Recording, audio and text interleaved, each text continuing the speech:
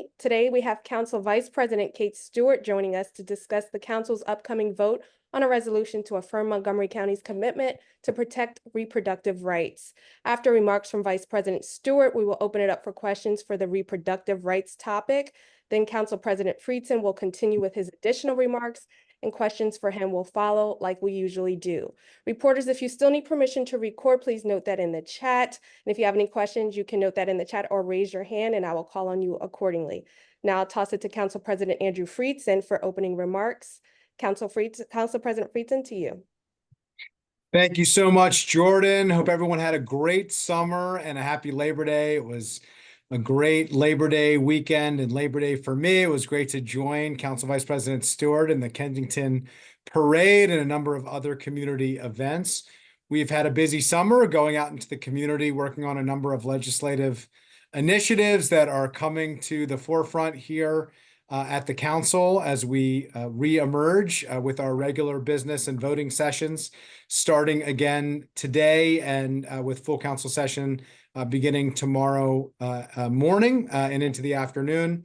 Really appreciate the fact that Council Vice President Stewart has joined us today and is here to talk about the reproductive rights resolution and press conference that she has sponsored and is hosting tomorrow. I want to make sure that we invite members of the media tomorrow to join us for that press conference that is being hosted at the council office building at 12:15 to reaffirm Montgomery County's commitment to protect reproductive rights. As many of you remember, earlier this summer, the council, sponsored by Vice President Stewart, introduced a resolution to affirm our commitment to protect reproductive rights, which we expect to vote on tomorrow. And with that, let me turn it over to Vice President Stewart with my appreciation for her leadership on this and many other issues.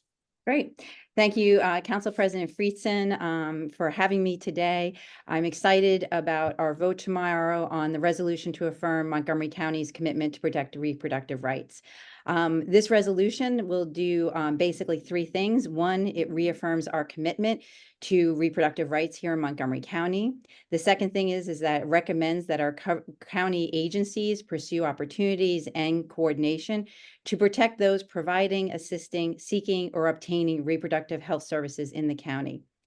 And finally, it also expresses our support for the Maryland constitutional amendment to protect the right to reproductive freedom and encourages residents to vote for the constitutional amendment in this November's election.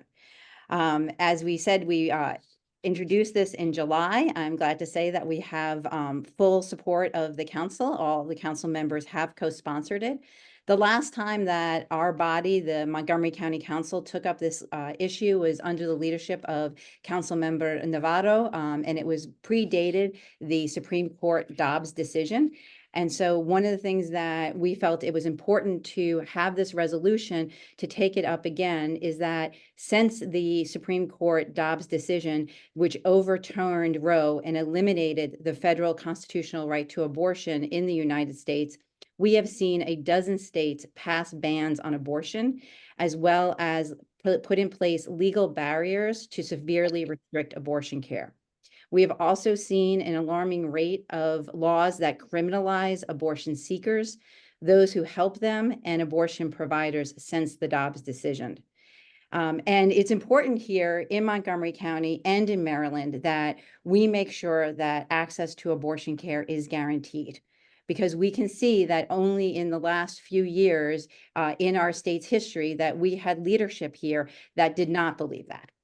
Under then Governor Larry Hogan, we saw threats to abortion care. In fact, the then governor vetoed the Abortion Care Access Act and sought to block professionals such as nurse practitioners from providing basic abortion cares. He also blocked more than $3.5 million in abortion training funds that were mandated by the Maryland General Assembly. And it was only until Governor Moore took over as governor of our state that those funds were released. Then Governor Hogan's record shows us that we need to make sure that access to abortion care is guaranteed in Maryland. And so our resolution is a reminder to our residents here in Montgomery County that ensuring reproductive rights is about freedom, it is about dignity and wellness for those who are pregnant, and for their families and for our entire county. And so we're really encouraging people to support the constitutional amendment in November. And I look forward to the press conference tomorrow, where we will be joined by the county executive, as well as the executive director of the Maryland Commission for Women, Ariana Kelly, other elected officials, as well as individuals with personal stories. Thank you, Council President Friedson. Thank you, Vice President Stewart. Really appreciate all your leadership and this effort to reaffirm our commitment to protecting reproductive rights and ensuring access to essential health services for all of our residents, a commitment that I know that we all share. This is an effort to solidify our standing as a defender of reproductive freedom, of safeguarding rights and resources for all of our residents, and especially amidst the challenging national landscape, to make sure that we're sending a strong signal not only to women and to girls, but to all of our residents of where we stand on their ability to seek the health care that they need and to have the freedom that they deserve. With that, Jordan, I wanted to open it up and see if there are any questions specifically for Vice President Stewart and me on this particular resolution. So let's open it up to that, and then we can continue on with the rest of the topics. Of course. Reporters, if you have any questions on the reproductive rights resolution, please note that in the chat, or you can raise your hand and I'll call on you accordingly. I don't see any questions at the moment. I'll give you a few moments. Reporters, if you have any questions regarding reproductive rights, going once, going twice, 3 times. Okay, I'll toss it back to you guys if you have any other remarks regarding this. Thank you. Hope to see everyone tomorrow, and thank you, Vice President Stewart, for joining us to share information on that important resolution before the council. Wanted to switch gears to where we just came from. Vice President Stewart and I just came from the launch and opening ceremony of the new pink and lime bus routes. She and I rode the lime bus route, although don't be fooled by her pink outfit. But an exciting day for us as we were at the Treville Gateway Transit Center in Rockville for the launch of this important bus service. The new pink and lime routes are ride-on extra service routes that are part of the Great Seneca Transit Network, with endpoints at the Shady Grove Metro Rail Station and the Treville Gateway Transit Center, as well as universities at Shady Grove. The pink line goes down Shady Grove Road, while the lime bus is an express route that goes down 370 and Medical Center Drive. The service significantly improves access to healthcare sites like Adventist Shady Grove, biotech spaces and education community hubs like the universities at Shady Grove, as well as some of our really important and most desirable hospitality and entertainment areas like downtown Crown and Rio. The updated routes offer more frequent service, with buses coming every 10 to 15 minutes on weekdays and every 30 minutes on weekends. The project introduces enhancements for pedestrians and cyclists, as well as modern, well-lit bus stations with weather protection and real-time arrival information. This corridor is one of the fastest developing places in our county. I'm so happy to see our investments in transportation infrastructure make a difference to improve accessibility and ease traffic congestion as this area continues to grow. Make no mistake, whether you ride the bus or not, having reliable, safe, competitive bus service and transit opportunities is good for everybody. It's not only good for our environment, it's good for our economic competitiveness, as well as for getting cars off the road. It makes traffic better for those who are driving by having more people who are riding transit. So this is something that we are committed to. It's something that we are continuing to make advancements on, and today was a really positive day and a great step in the right direction. Come December, we are expecting some of the new zero-emission electric buses for part of this service. And I will say, in riding the bus, it's an incredibly positive experience. There's Wi-Fi, there are charging stations with USB ports, there are more comfortable seating, there is real-time information both at the bus stops and on the bus to have a sense of where the bus is going and to get you to and from where you're looking to go, whether it's classes or jobs or entertainment. It's a really great way to get around the county. This new service significantly reduces the time it would take to get from the universities at Shady Grove to Shady Grove Adventist Healthcare, to the Shady Grove Metro Station, as well as to downtown Crown and Rio. So this is a tremendous opportunity for our students and faculty at universities at Shady Grove to connect our education centers with our biohealth cluster and to help people get to and from their jobs easily and safely. So it's a real positive. Also wanted to note, MCPS is back in session, as many parents can attest. This is an exciting time for MCPS and for our families and students and teachers and educators as part of MCPS. Had the pleasure of joining the new superintendent, Dr. Thomas Taylor, as we visited a number of schools to close out the first week of school last week. I had the pleasure of going to my alma mater, Churchill High School, as well as Whitman High School, Cabot John Middle School, and Carter Rock Elementary School. Several other council members joined the superintendent as we walked around the schools and got to see how things were going. I got to have some really positive and productive conversations as well. And he highlighted a lot of the work that has been done by the school system over the summer, as well as changes that have been implemented to ensure student safety inside and outside of the school. As many of you know, starting this school year, high school students are no longer able to access social media on school Wi-Fi.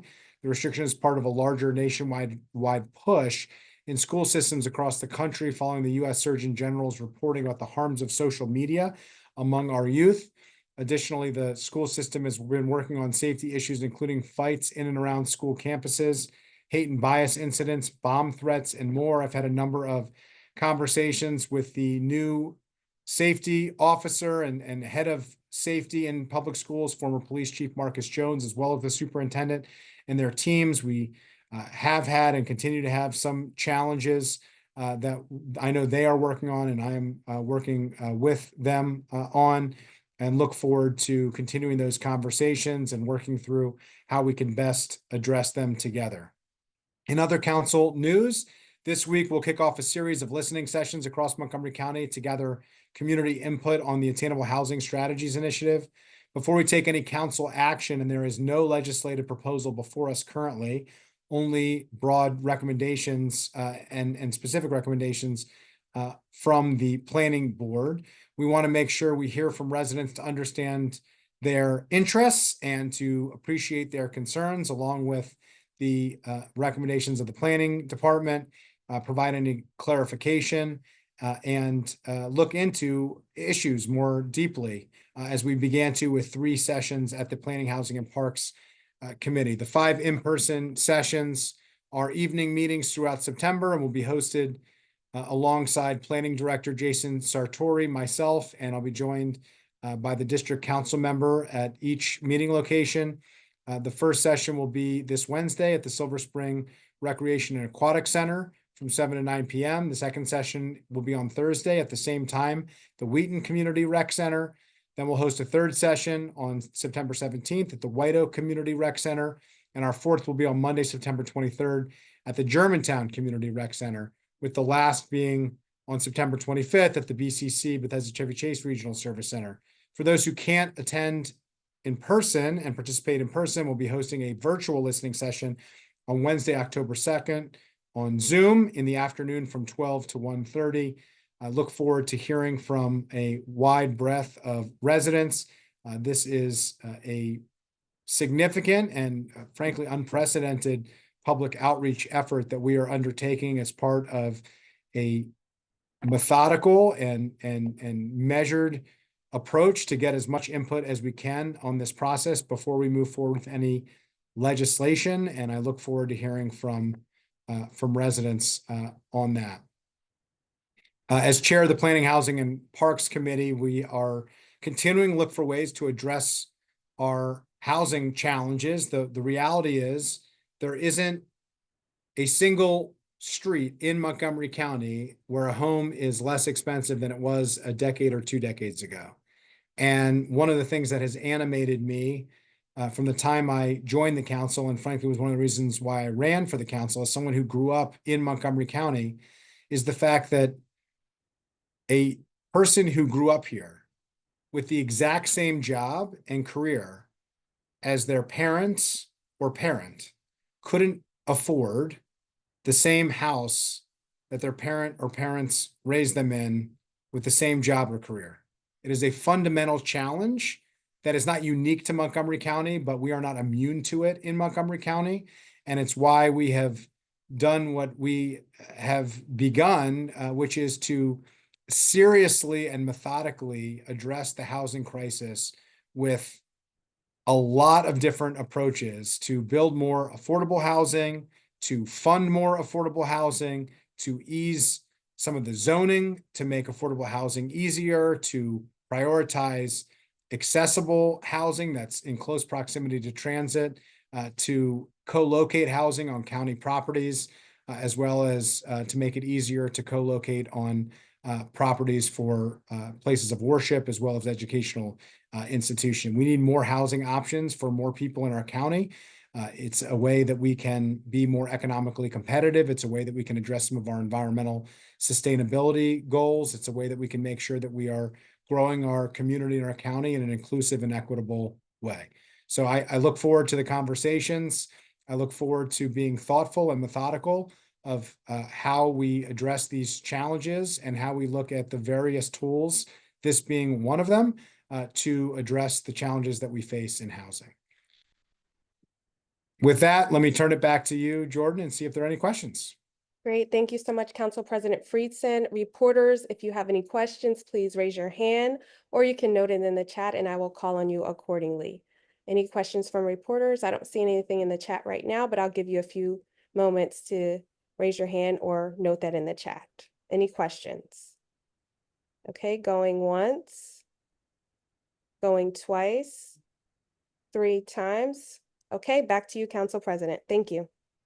Thank you. Appreciate everybody joining us. Look forward to getting up and running and back into the thick of things as this fall really heats up. We have a lot before us at the council and look forward to engaging with you throughout the process. Thanks so much, and we'll see you this afternoon and tomorrow, we hope.